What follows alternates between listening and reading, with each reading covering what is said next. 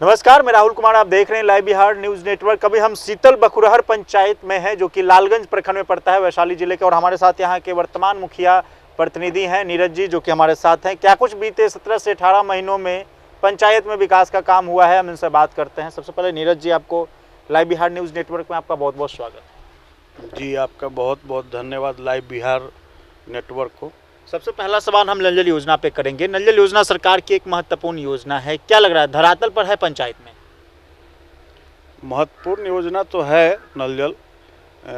2019-20 में जिस प्रकार से सूखा पड़ा था और लोगों का चापाकल सूख गया, कुआं सूख गया, सरकार का योजना सही था, लेकिन धरातल पे सही से उतरा नहीं।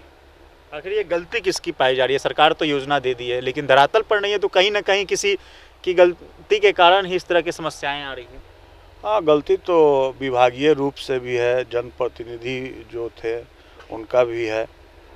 और इसमें विशेष क्या कहा जाए, अभी तो अब पीएचडी के अंदर चला गया है, अभी तक पीएचडी हैंड ओवर नहीं की है इसका, तो अभी तक फ्लॉप योजना ही है नल जल। जेई हो गए, एग्जीक्यूटिव हो गए, जो जिला में बैठते हैं, उन लोग को आपने मतलब सूचना दिया है कि हमारे यहाँ इस तरह की समस्याएं उत्पन्न हो रही है?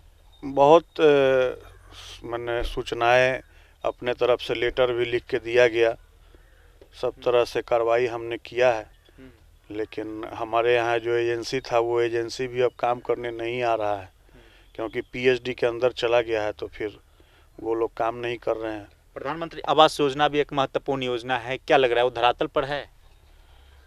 प्रधानमंत्री आवास योजना भी लगभग साल भर से कोई राशि आवास योजना में नहीं आ रही है। मुख्यमंत्री जी ने भी मुख्यमंत्री आवास योजना चालू किया था और एक जीर्णोद्धार का भी आया था 2010 से पहले का, जिसमें पूरे लालगंज ब्लॉक में 21 लाभुक को पैसा आया है। तो पंचायत में एक आदमी का हुआ, इससे क्या होने वाला है? तो इस पे सरकार को कुछ सोचना चाहिए, राज्य सरकार और केंद्र सरकार। आवास का पैसा पता नहीं क्यों रुका हुआ है, ये तो ऊपर का मामला है, हम लोग के अंडर में तो है नहीं। राशन की क्या स्थिति है? राशन सही से लोगों को, सही लाभार्थी को मिल पा रहा है? हाँ, राशन की स्थिति ठीक है, राशन सभी लोग को मिल रहा है और नए नए राशन कार्ड के लिए अप्लाई कर रहे हैं लोग। कुछ बनता है, कुछ लोगों का नहीं बन पा रहा है, जिसमें नाराज़गी है लोगों में कि भाई राशन कार्ड सुनना तो मुखिया जैसे सांसद चुन के चले जाते हैं दिल्ली, विधायक चले जाते हैं पटना, पंचायत में लोगों के साथ कौन रहता है? मुखिया रहता है, जिसको डेली जनता के साथ रूबरू होना है।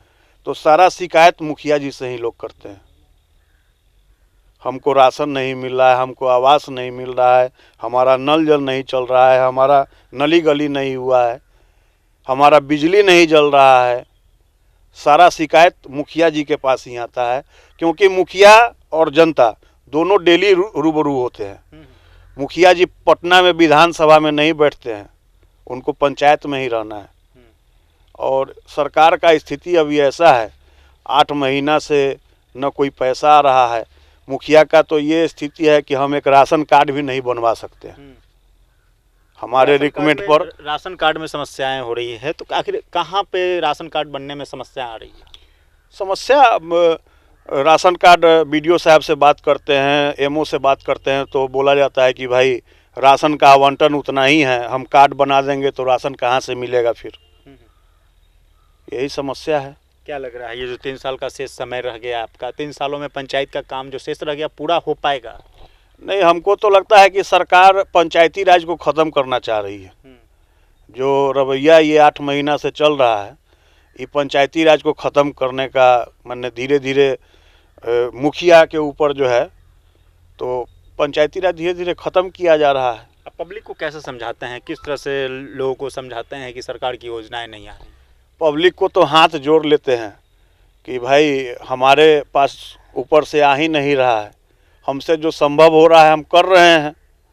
मनरेगा से करवा रहे हैं कि नहीं? जी, मनरेगा से बिल्कुल करवा रहे हैं, लेकिन देखिए मनरेगा से भी आदमी बहुत तरह का होता है कि मुखिया लूट रहा है, ये कर रहा है, वो कर रहा है।